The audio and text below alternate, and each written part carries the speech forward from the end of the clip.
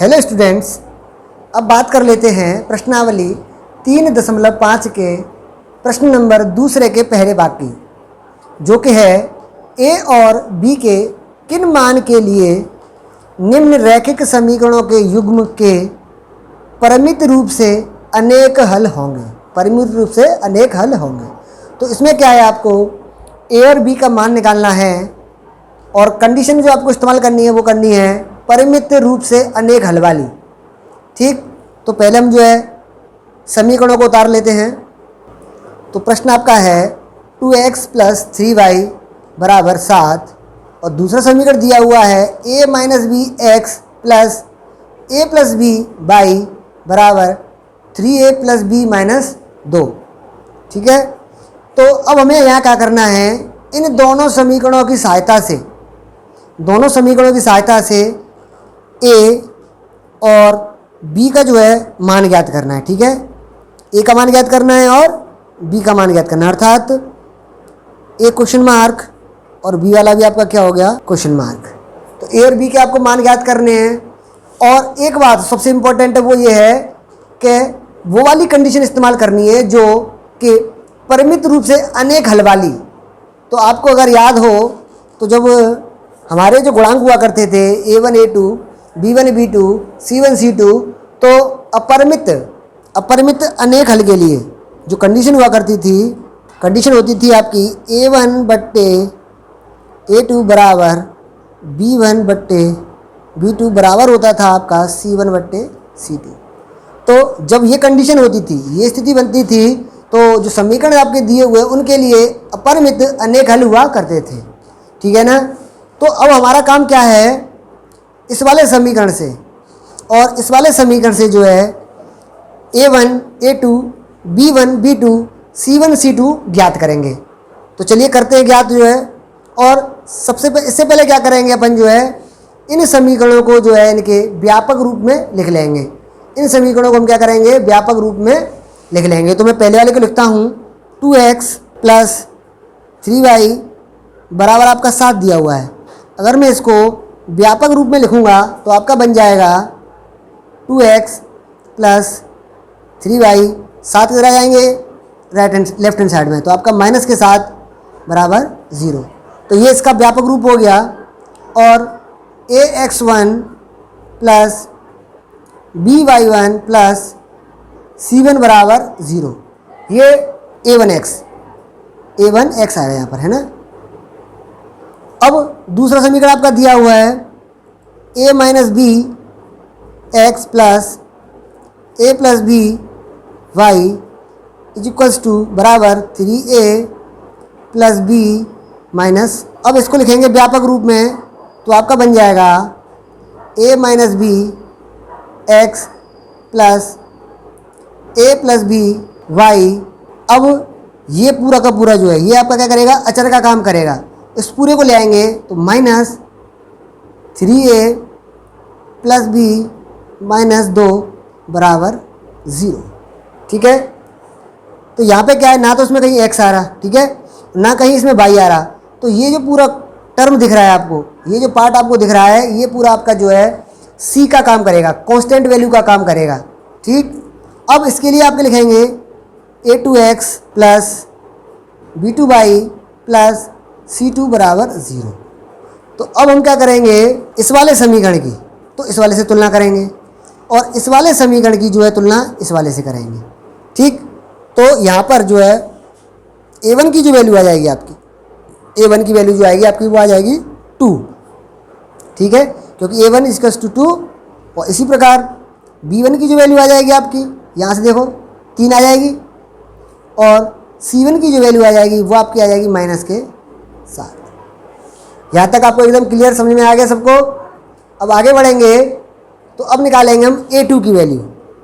तो a2 बराबर a2 देखो x ये कोफिशिएंट हो गया, तो a2 की वैल्यू जो होगी आपकी यहाँ से यहाँ तक पूरी हो जाएगी, तो a - b। इसी प्रकार जो b2 की वैल्यू हो जाएगी आपकी, b2 की देखो y का गुणांक, यहाँ पे y का गुणांक a + b है, यहाँ पे y का गुणांक b2 है, तो b2 का मतलब हो जाएगा आपका a + b। ठीक, अब c2 आपका ये पूरा काम करेगा, ये वाला तो माइनस के 3a प्लस बी माइनस के 2। क्लियर। अब जैसा कि हमने आपको कंडीशन बताई कि भाई अपरिमित अनेक हल के लिए ये आपकी जो है कंडीशन होती है। अब इस कंडीशन का हम क्या करेंगे, इसमें यूज़ करेंगे। तो चलिए करते हैं। तो कंडीशन को पहले दोबारा लिख लेते हैं एक बार, जो है a1/a2 बराबर b1/b2 बराबर c1/c2। चलिए वैल्यू पुट करते हैं a1 a2 की। तो a1 की वैल्यू आपकी 2 है अपॉन a2 की वैल्यू आपकी है a माइनस बी बराबर b1 की वैल्यू आपकी 3 है 3 और b2 की वैल्यू आपकी है a प्लस बी बराबर c1 माइनस के 7 c2 माइनस के 3a प्लस बी माइनस के 2। तो देखो यहाँ तो आपका माइनस से माइनस ही आपका कैंसिल हो रहा है, तो मैंने ये कैंसिल कर दिया। ठीक है, अब कैंसिल कर दिया। अब क्या करेंगे हम, जो है ये इसको मान ले रहे हैं फर्स्ट पार्ट, ठीक, इसको मान ले रहे हैं सेकंड पार्ट और इसको मान ले रहे हैं थर्ड पार्ट। अब बारी बारी से हम क्या करेंगे, एक बार तो कर लेंगे फर्स्ट पार्ट को जो है बराबर कर लेंगे थर्ड पार्ट के, और एक बार क्या करेंगे सेकंड पार्ट को हम कर लेंगे बराबर थर्ड वाले पार्ट के। तो अब पहले करेंगे हम फर्स्ट को थर्ड के इक्वल। तो फर्स्ट की वैल्यू कितनी है 2 अपॉन a माइनस बी बराबर थर्ड की वैल्यू कितनी है 7/3a प्लस बी माइनस 2। इसको सॉल्व करेंगे क्रॉस मल्टीप्लाई करके, तो आपका यहाँ से आ जाएगा 6a प्लस 2b माइनस के 4 बराबर, इसका इसमें गुणा करेंगे तो 7a माइनस के 7b।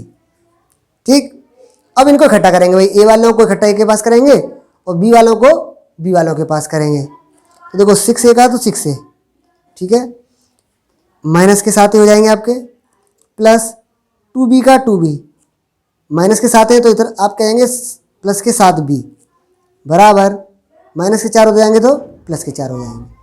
ठीक है, अब 6a में से 7a काटेंगे तो आपके माइनस के a बच जाएंगे, और यहाँ आपके 2b और 7b आपके हो जाएंगे 9b बराबर 4।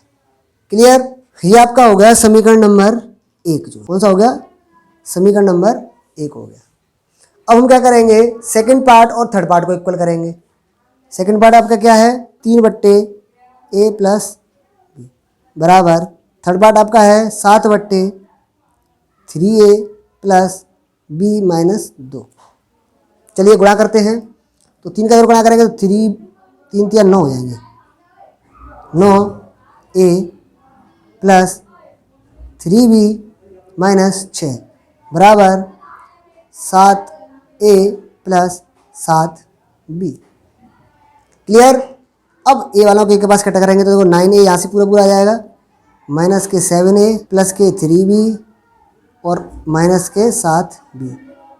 ये प्लस के 6 हैं, सॉरी माइनस के 6 हैं, उधर जाके प्लस के 6 हो जाएंगे। ठीक है, 9 में से 7 गए तो आपके बचेंगे 2a और प्लस के b और माइनस के 7b, तो घट जाएंगे आपके, बचेंगे 4b बराबर 6। और देखो यहाँ आपका 2 कॉमन आ रहा है, देखो 2 के भाग 2 का 2 टेबल में 2 क्यों आ जाएगा, 4 भी आ जाएगा और 6 भी आ जाएगा, तो 2 में कॉमन ले रहा हूँ, तो यहाँ से बचेगा आपका a 2b बराबर 3। ये आपका हो गया समीकरण नंबर 2। अब हमें क्या करना है, a और b का मान निकालने के लिए समीकरण नंबर 1 को और समीकरण नंबर 2 को किसी भी विधि से, चाहे तो बज्र गुणनखंड विधि से, चाहे विलोपन विधि से, और तो चाहे तो प्रतिस्थापन विधि से हल कर सकते हैं। तो मैं इसको जो हल करने वाला हूँ वो हल करने वाला हूँ इसको विलोपन विधि से। अब समीकरण 1 व 2 को विलोपन विधि से हल करने के लिए दोनों को हम जो है पास में उतार लेंगे। तो हमने दोनों समीकरणों को पास में उतार लिया है। अब इसको हमें विलोपन विधि से हल करना है। तो हम यहाँ देख रहे हैं एक ही जो गुणांक है बिल्कुल समान है, तो और ये माइनस का है, ये आपका प्लस का है, तो यहाँ पर आपका आ जाएगा जोड़ने पर। और जब जोड़ेंगे तो क्या होगा, ये एक ए से आपका कैंसिल हो जाएगा, प्लस के 9b और माइनस के 2b, तो आपके बचेंगे 7b बराबर, ये जुड़ जाएंगे तो आपके 7 हो जाएंगे, 4 और 3 7। ठीक है, तो b बराबर आपका आ जाएगा 7। जो बी का आंसर फाइनल आंसर आ जाएगा आपका वो आ जाएगा बी बराबर 1। ठीक है, इस प्रश्न में हमें ए और बी के जो मान थे वो ज्ञात करने थे। तो बी का मान तो आपका निकल चुका है, वो आया है आपका 1। अब इस बी के मान को हम जो है समीकरण 1 में रखेंगे। तो समीकरण 1 आपका ये है जहाँ पे आपको बी का मान रखना है। तो -a का -a प्लस 9 का 9 बी के स्थान पर रखेंगे 1 बराबर 4। अब इसको क्या करेंगे, हल कर लेंगे। तो -a का -a 9 एकम 9 बराबर 4। -a बराबर 4 प्लस के 9 है, उधर जाके माइनस के 9 हो जाएंगे। -a बराबर 4 में से 9 गए तो -5, माइनस से माइनस कैंसिल। तो जो फाइनल आपका a का जो मान आ गया वो आपका आ गया a बराबर 5। ठीक, तो इस प्रश्न में हमें a और b के मान ही ज्ञात करने थे। तो a का मान आपका 5 आ गया और b का मान जो आपका 1 आ गया। ठीक है, अब इसके बाद नेक्स्ट क्वेश्चन को देख लेते हैं, दूसरे के सेकंड पार्ट को, जो कि है k के किस मान के लिए रैखिक समीकरणों के युग्म का कोई हल नहीं है। समीकरण आपके दिए हुए हैं। पहला समीकरण दिया हुआ है 3x + y बराबर 1 और दूसरा समीकरण दिया हुआ है आपका 2k - 1x + k - 1y बराबर 2k + 1। तो अब हमें इन्हें हल करना है। तो सबसे पहले क्या करना होगा, दोनों समीकरणों को इनके व्यापक रूप में आपको लिखना होगा। तो पहले वाले को हम लिखेंगे तो आपका बन जाएगा 3x + y - 1 बराबर 0। बात समझ में आई। और इसकी तुलना करने के लिए हम इसका जो है a1x plus b1y plus c1 बराबर 0 लिख देंगे। और अब जो है इस वाले समीकरण को हम जो है व्यापक रूप में लिखेंगे। तो ये बन जाएगा आपका 2k - 1x plus k - 1y minus पूरा का पूरा आ जाएगा आपका 2k + 1 बराबर 0।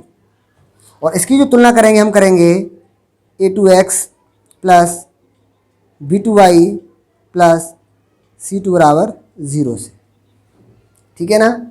तो अब तुलना करेंगे तो a1 की जो वैल्यू आएगी आपकी वो आ जाएगी 3, a1 की वैल्यू आपकी 3 आ जाएगी, b1 की वैल्यू आपकी 1 आ जाएगी और c1 की वैल्यू जो है आपकी -1 होगी। इसी प्रकार इस वाले समीकरण की इससे तुलना कर देंगे। तो जो a2 की वैल्यू है आपकी वो आ जाएगी आपकी 2k - 1, b2 की जो वैल्यू होगी वो आपकी k - 1 होगी और c2 की वैल्यू आपकी हो जाएगी -k 2k + 1। ठीक है, यहाँ तक आपको क्लियर हो गया।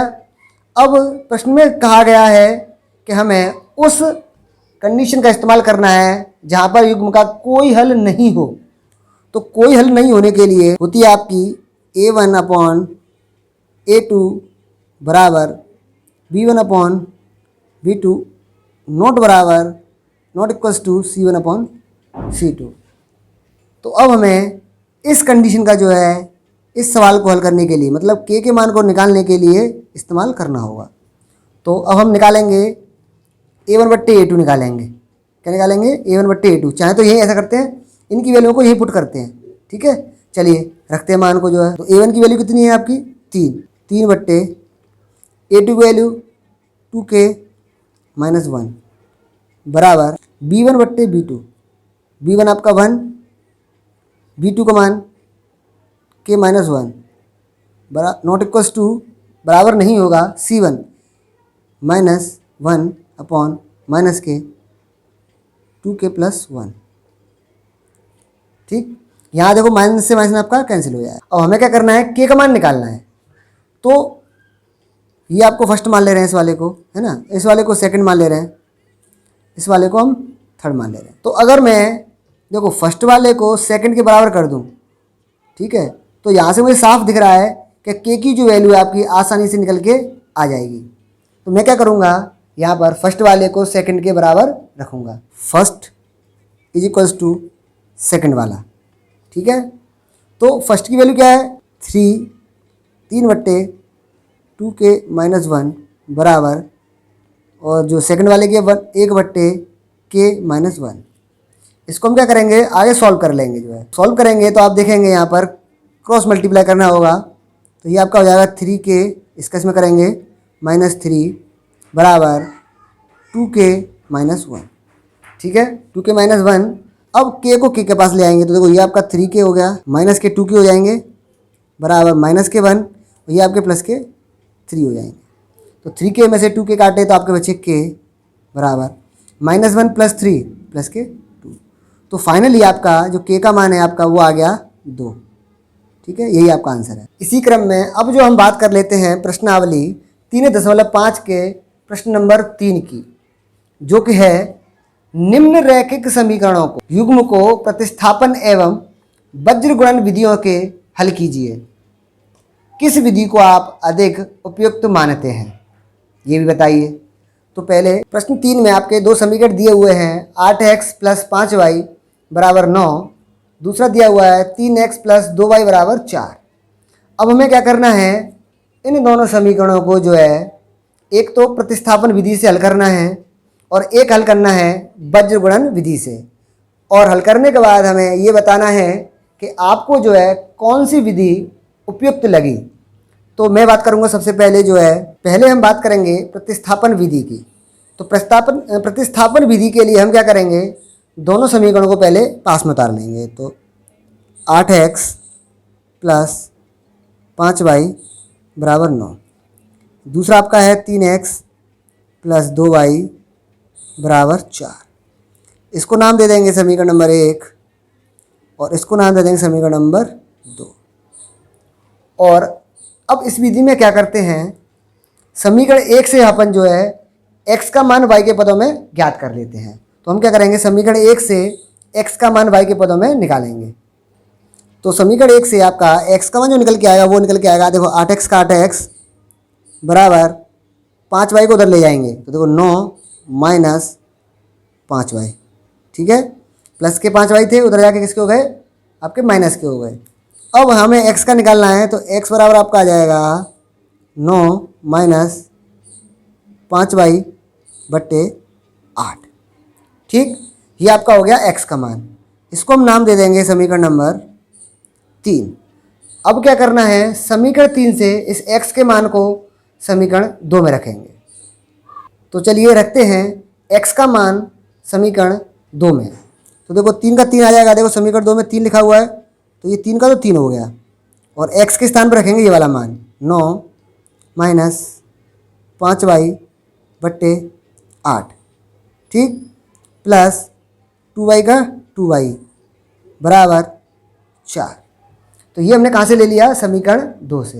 अब इसको आगे सॉल्व करेंगे जो है, तो देखो यहाँ 3 है, यहाँ 8 है। 3 के पारे से 8 जो आपका सिंप्लीफाई नहीं हो रहा है, सरल नहीं हो रहा है, तो 3 का गुणा क्या करेंगे, अंदर कर देंगे। तो 9 × 27 plus minus 5 × 15y / 8 plus 2y = 4। ठीक है, अब इसके नीचे क्या करेंगे, हम 1 मान लेंगे। जैसे हमने 1 माना तो आपका जो LCM है आपको 8 आ जाएगा और यहाँ से आपके पूरे के पूरे आ जाएंगे 27 - 15y प्लस यहाँ हो जाएगा आपका 8 दूनी 16y = 4। अब इसके नीचे 1 मान लेंगे तो यहाँ आपका कैंची गुणा हो जाता है देखो इतना।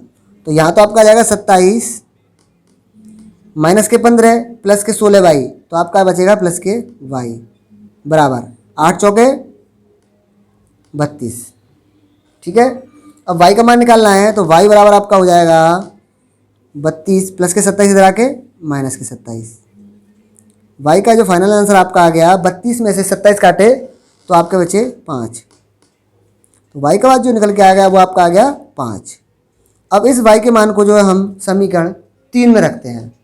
समीकरण 3 है आपका x बराबर 9 - 5y / 8।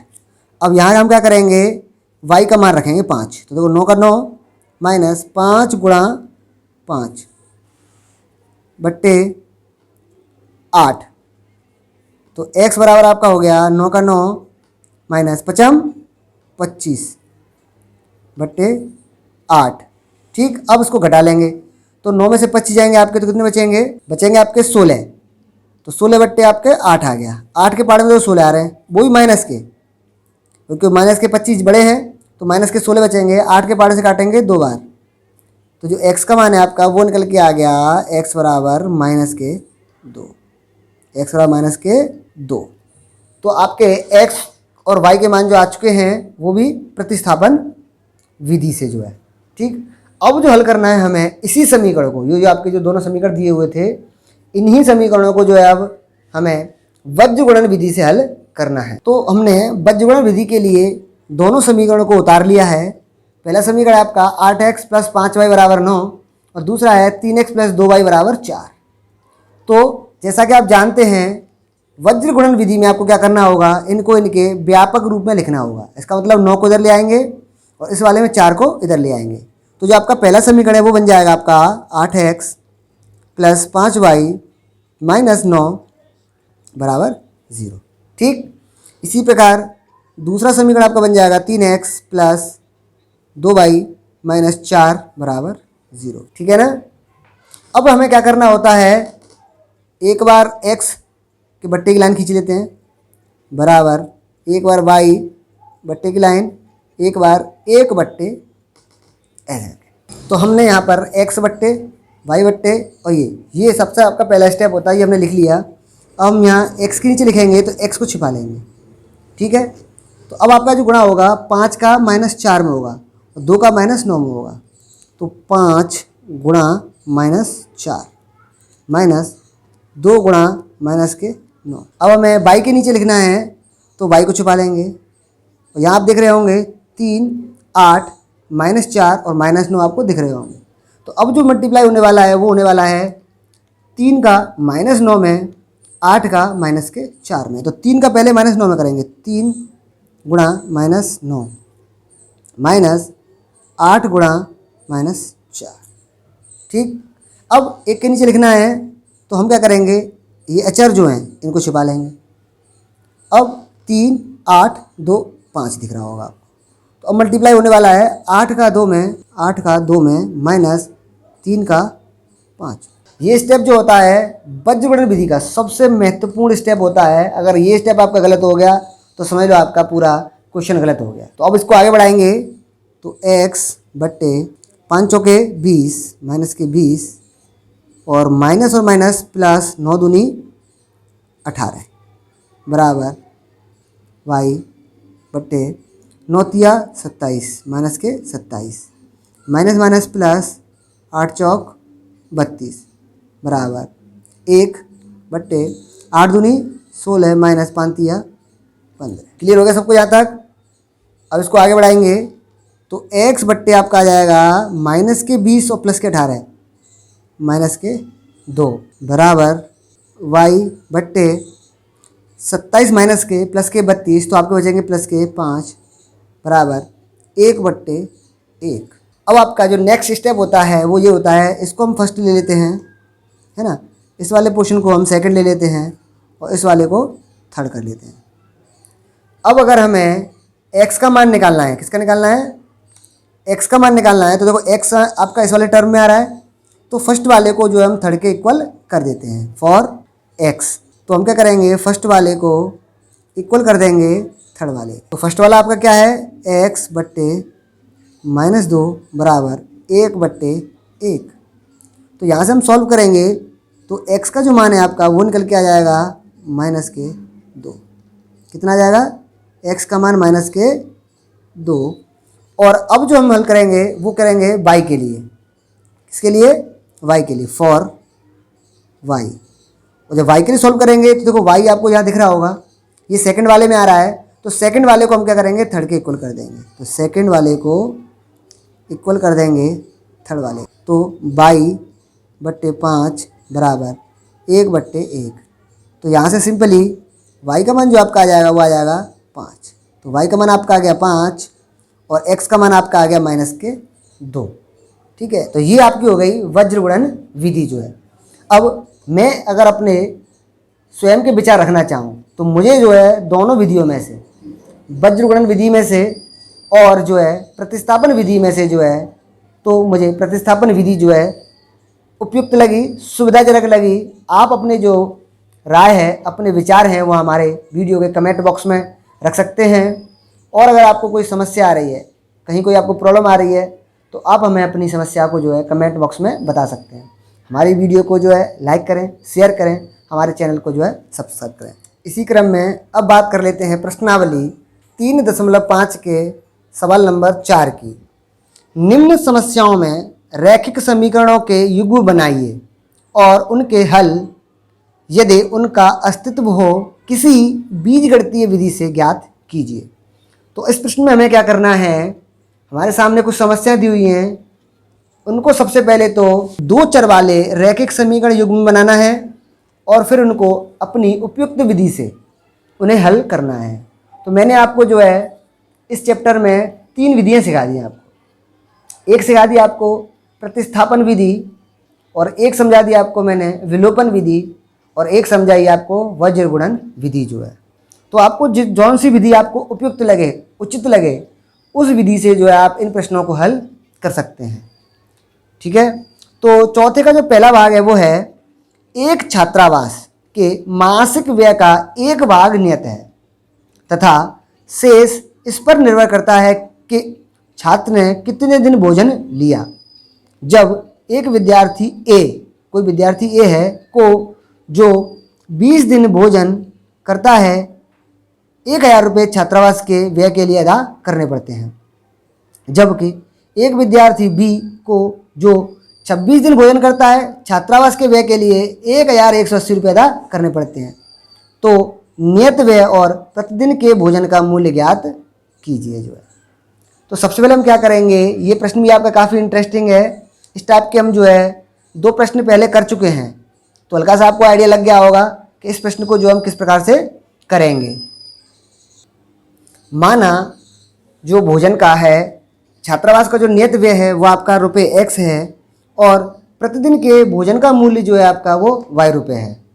तो अब हम पढ़ेंगे प्रश्न को प्रश्नानुसार। तो कोई विद्यार्थी ए है जो 20 दिन भोजन करता है और 1000 रुपये छात्रावास के लिए व्यय करता है। तो देखो आपका फिक्स जो चार्ज है, नियत व्यय तो आपका X है, ये तो आपको देना ही देना है छात्रावास में रहने का। ठीक है। और वो कितने दिन भोजन कर रहा है, 20 दिन। तो एक दिन का भोजन करने का मूल्य है आपका ₹Y, तो 20 दिन का हो जाएगा आपका 20Y बराबर कितना भी आया हुआ आपका 1000 रुपये, 1000। तो ये आपका बन के तैयार हो गया समीकरण नंबर 1। अब प्रश्न को आगे पढ़ेंगे। कोई छात्र बी है जो कि 26 दिन भोजन करता है, तो इसका मतलब क्या हुआ, आपको फिक्स नियत व्यय तो देना ही देना है X रुपये जो है, और 26 दिन का, तो 26 दिन का आपका बन जाएगा 26Y बराबर उसका जो खर्च बनना है वो आपका बनना है 1180 रुपये। ये आपका हो गया समीकरण 2। तो यहाँ तक आपको एकदम क्लियर हो गया कि भाई जो नियत व्यय है, जो फिक्स चार्ज है आपका, वो तो लगने लगना है, वो आपका X हो गया, और एक दिन के भोजन का जो मूल्य है वो Y रुपये है। तो 20 दिन करेंगे तो 20Y हो जाएगा, और दोनों को मिला करके आपका टोटल खर्च कितना आता है 1000 रुपये। ये आपका स्टूडेंट ए के लिए है। और ये वाला जो दे रखा है वो स्टूडेंट बी के लिए है कि भाई X तो उसका फिक्स है और वो जो है 26 दिन जो है खाना खाता है। ठीक है। 26 दिन खाना खाएगा तो 26Y का उसका टोटल चार्ज हो जाएगा, मिला करके 1180 रुपये जो है। तो दोनों समीकरण आपके बन चुके हैं।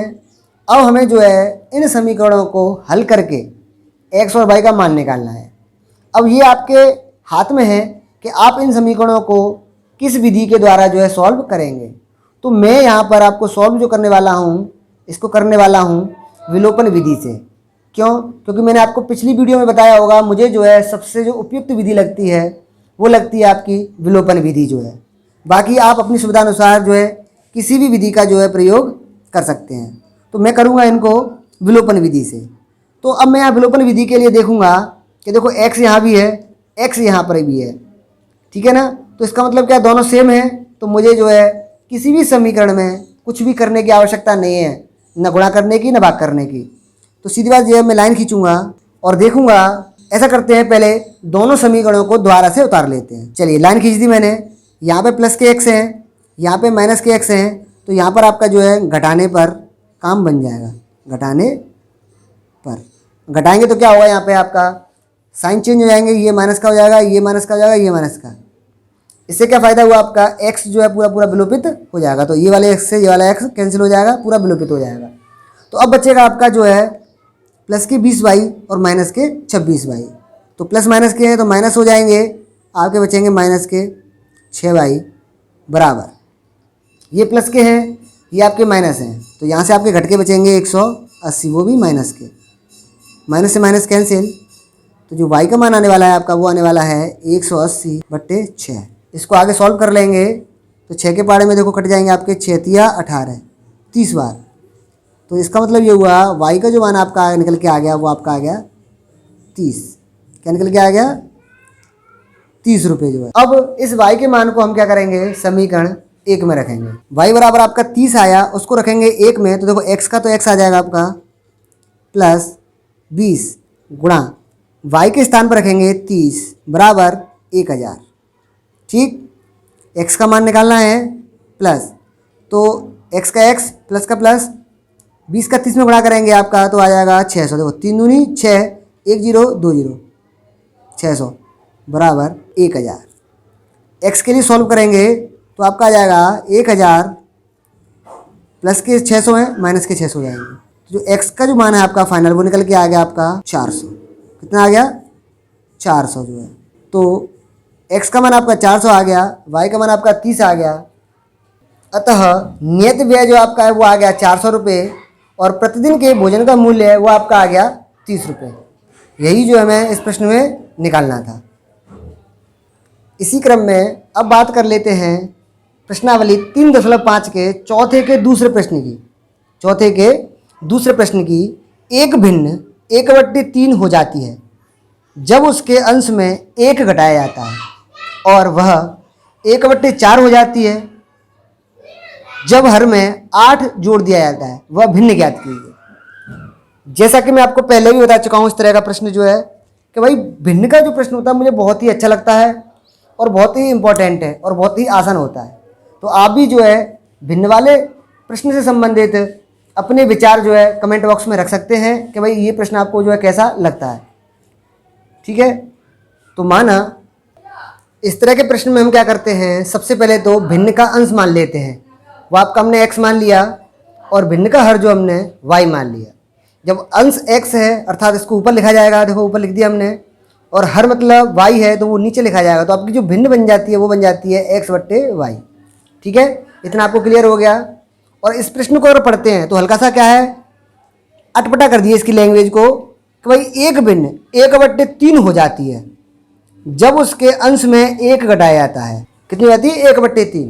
तो देखो अंश आपका ये रहा, x में से 1 अगर घटाया जाए और y एज इट इज रखा जाए तो जो भिन्न आपकी बन जाती है वो बन जाती है 1/3। कहा है 1/3 हो जाती है। अब क्या करेंगे, इसको हल्का सा हल कर लेंगे। तो जब हल करेंगे तो आपका मल्टीप्लाई हो जाएगा 3x माइनस 3 एकम 3 बराबर y। तो 3x का 3x, y को उधर ले आएंगे तो माइनस का y हो जाएगा बराबर, और 3 को उधर ले आएंगे तो ये प्लस का 3 हो जाएगा। तो ये आपका बन गया समीकरण नंबर 1। अब प्रश्न को जब आगे पढ़ते हैं तो वह भिन्न 1/4 हो जाती है जब हर में 8 जोड़ा जाए। तो कितनी हो गई, 1/4 हो जाती है जब हर में। तो अंश को तो ऐसा कैसा रखना है, लेकिन हर में क्या करना है आपको, 8 जोड़ देने हैं। हर कौन सा है, नीचे 8 जोड़ देंगे तो भिन्न आपकी कितनी हो जाती है, 1/4। फिर इसको भी जो है पिछली बार की तरह हल कर लेंगे। 4 का करेंगे x में तो 4x बराबर, और इसका इसमें करेंगे तो y + 8, y + 8, y को उधर ले आएंगे तो 4x का 4x माइनस y बराबर 8। ये आपका बन गया समीकरण नंबर 2। समीकरण नंबर 2। और जैसा कि मैं आपको पहले ही बता चुका हूँ, मुझे जो है सबसे उपयुक्त विधि जो लगती है वो लगती है आपकी विलोपन विधि। तो मैं इस प्रश्न को जो है विलोपन विधि के द्वारा ही हल करूँगा। दोनों को समीकरणों को मैं पास उतार लूँगा।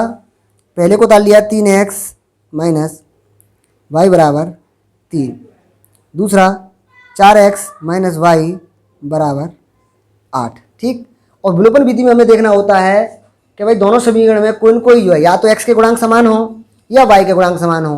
तो इन समीकरणों में मुझे दिख रहा है कि भाई y के गुणांक कैसे आपस में समान है। तो मैं एक लाइन खींचूंगा और यहाँ ये माइनस के y हैं और ये भी माइनस के वाई हैं, तो इसका मतलब आपका ये आपका आ जाएगा घटाने पर। घटाने पर क्या होगा, आपका वाई जो है विलोपित हो जाएगा। और घटाते हैं तो यहाँ पे आपके साइन चेंज हो जाएंगे, ये माइनस का हो जाएगा, ये प्लस का और ये माइनस का। तो वाई तो आपका क्या हो गया, कैंसिल हो गया, विलोपित हो जाएगा। 3x में से 4x घटाएंगे तो आपका माइनस के x बच जाएगा बराबर, ठीक। और 3 में से -8 करेंगे तो आपके माइनस के 5 आ जाएंगे। तो फाइनली ये माइनस से माइनस कट गया, x का जो मान निकल के आ गया वो आपका क्या आ गया, 5 निकल के आ गया। क्या निकल के आ गया, 5। अब इस x के मान को हम कहाँ रखेंगे, समीकरण 1 में। कहाँ रखेंगे, समीकरण 1 में। वैसे चाहे तो 2 में रख सकते हैं, लेकिन ज़्यादातर हमने क्या किया है, समीकरण 1 में ही रखा है। तो इस x के मान को हम समीकरण 1 में रखेंगे। चलिए रखते हैं। देखो 3x माइनस वाई बराबर 3 है, तो देखो 3 का 3, x के स्थान पर रखेंगे 5 माइनस वाई बराबर 3, ठीक। अब इसको कर लेंगे सॉल्व। 5 या 15 माइनस वाई बराबर 3, तो माइनस के वाई इधर रह जाएगा और 15 को ले जाएंगे 3 के पास, तो ये आपके माइनस के 15 हो जाएंगे। माइनस के वाई बराबर 3 में से 15 आएंगे तो आपके बचेंगे माइनस के 12। माइनस से माइनस कैंसिल, तो जो y का मान है आपका वो फाइनली निकल के आ गया 12। कितना आ गया, 12। अब हम क्या करेंगे, x की सहायता से और y की सहायता से क्या कर देंगे, भिन्न बना देंगे। अतः भिन्न आपकी 5/12 हो गई। ये आपका हो गया फाइनल आंसर। इसमें हमें अभीष्ट भिन्न जो है ज्ञात करनी थी। अब बात कर लेते हैं इसी क्रम में चौथे के तीसरे पार्ट की। यश ने एक टेस्ट में 40 अंक अर्जित किए। जब उसे प्रत्येक सही उत्तर पर 3 अंक मिले तथा अशुद्ध उत्तर पर 1 अंक की कटौती की गई। यदि उसे सही उत्तर पर 4 अंक मिलते तथा अशुद्ध उत्तर पर 2 अंक कटते तो यश 50 अंक अर्जित करता।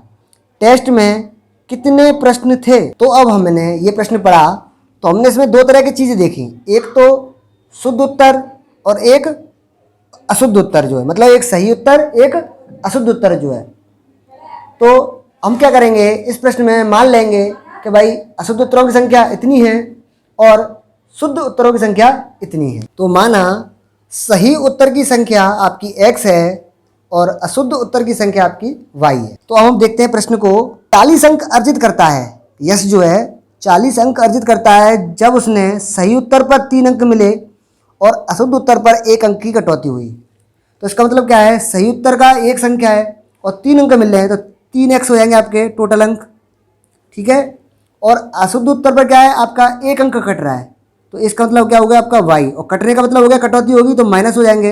और कितने अंक प्राप्त कर रहा है वो यश जो है, आपके टोटल 40 अंक। बस समझ में आई भाई। मान लो सही उत्तरों की संख्या x है ना, अशुद्ध उत्तरों की संख्या y है आपकी।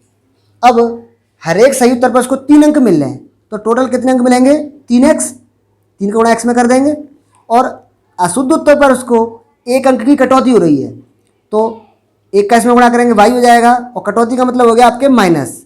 जो अंक प्राप्त किए हैं उसमें से अंक आपके कट जाएंगे तो कितने अंक प्राप्त हो गए आपको, 40। ये आपका बन गया समीकरण नंबर 1। इसी प्रकार हम आगे पढ़ेंगे तो देखते हैं कि यदि उत्तर पर 4 अंक मिलें, सही उत्तर पर क्या अंक मिलें, 4 अंक मिलें, और अशुद्ध उत्तर पर 2 अंक कटें तो यश के 50 अंक अर्जित करता है। तो वही सही उत्तर पर क्या अंक मिले, 4 अंक, तो 4 का गुणा करेंगे तो 4x बन जाएगा आपका, है ना। कटने का मतलब हो गया कटौती माइनस, और अशुद्ध पर कितने कट रहे हैं, 2, तो ये आपका हो गया 2y बराबर, और अंक प्राप्त कर रहा है वो यश 50। तो हम यहाँ देख रहे हैं कि देखो 2 कॉमन आ रहा है नहीं आ रहा, तो 2 कॉमन ले लेंगे तो ये आपका हो जाएगा 2x माइनस वाई बराबर 25। तो ये आपका फाइनल समीकरण नंबर 2 आ गया। अब समीकरण 1 को व 2 को हम जो है विलोपन विधि से हल करेंगे। तो हल करने के लिए इन दोनों को पास पास उतार लेंगे। तो समीकरण 1 को उतारा 3x माइनस वाई बराबर 40, दूसरा उतार लिया 2x माइनस वाई बराबर 25, ठीक।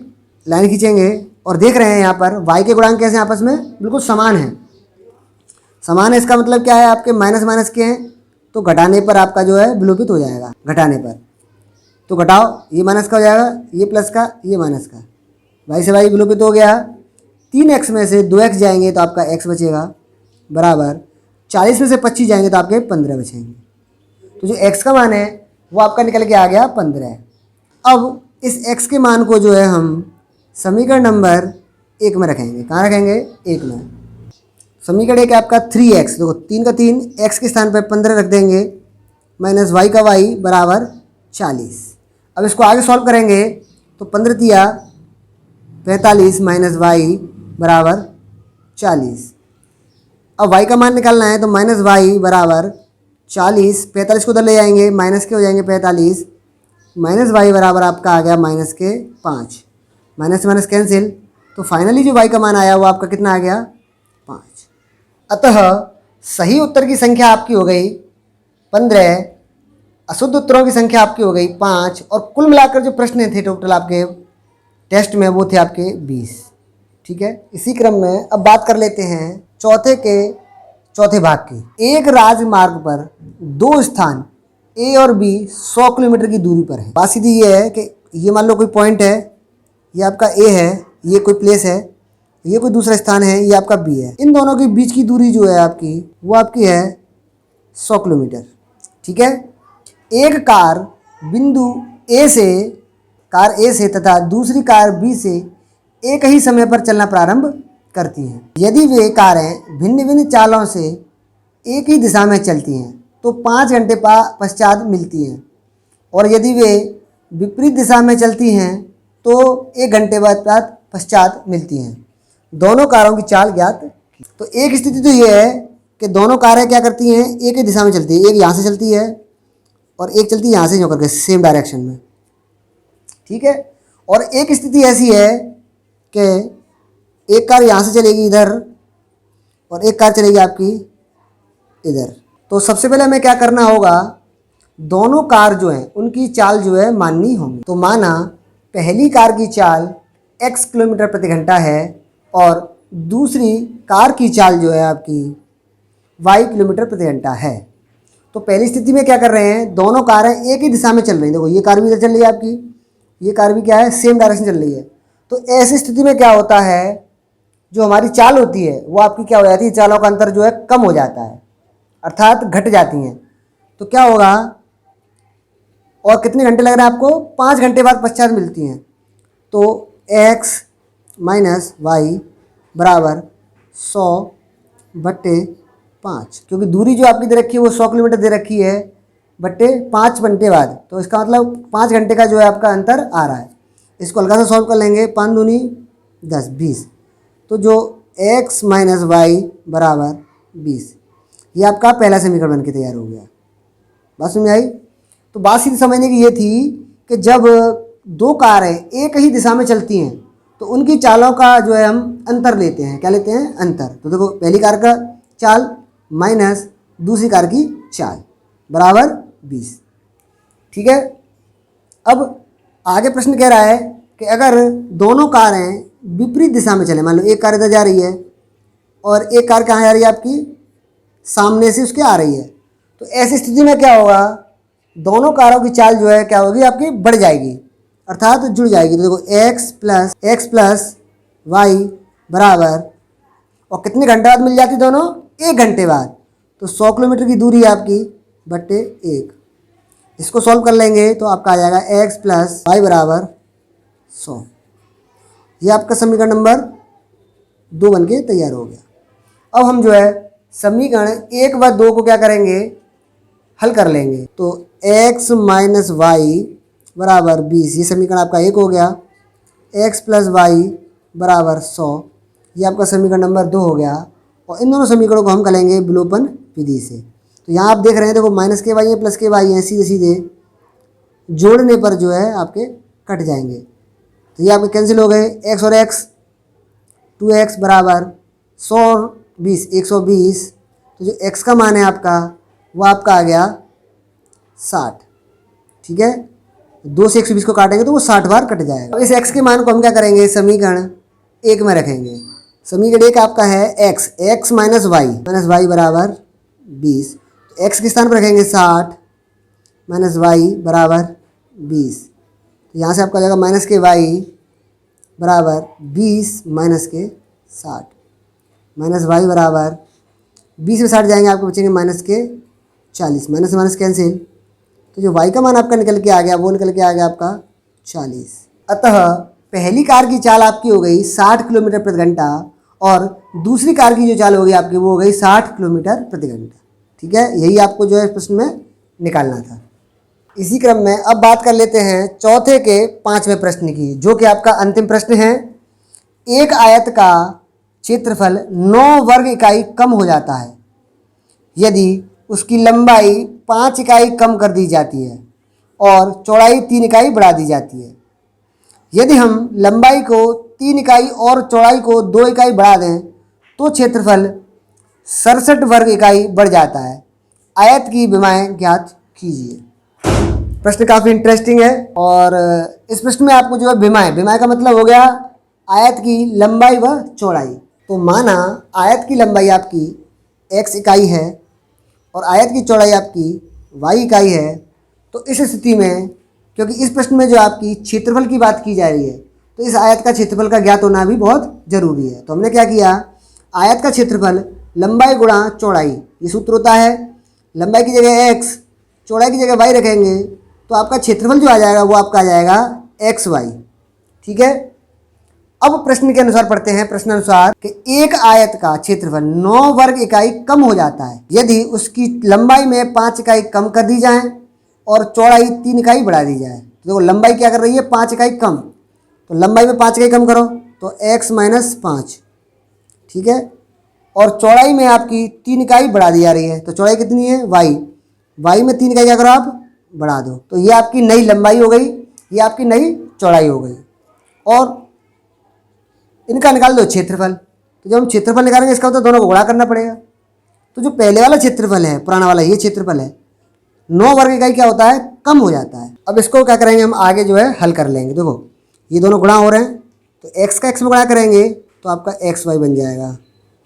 x का 3 में करेंगे प्लस 3 में तो प्लस के 3x, माइनस 5 का y में करेंगे तो माइनस के 5y, माइनस प्लस माइनस 5 या 15 बराबर xy माइनस के। तो यहाँ देख रहे हैं आपके बराबर लगा हुआ बीच में, ये वाले xy बराबर के राइट हैंड साइड में हैं और ये वाले जो xy हैं ये बराबर के लेफ्ट हैंड साइड में, और दोनों प्लस के हैं तो एक दूसरे से क्या होंगे, ये कैंसिल हो जाएंगे घटने पर।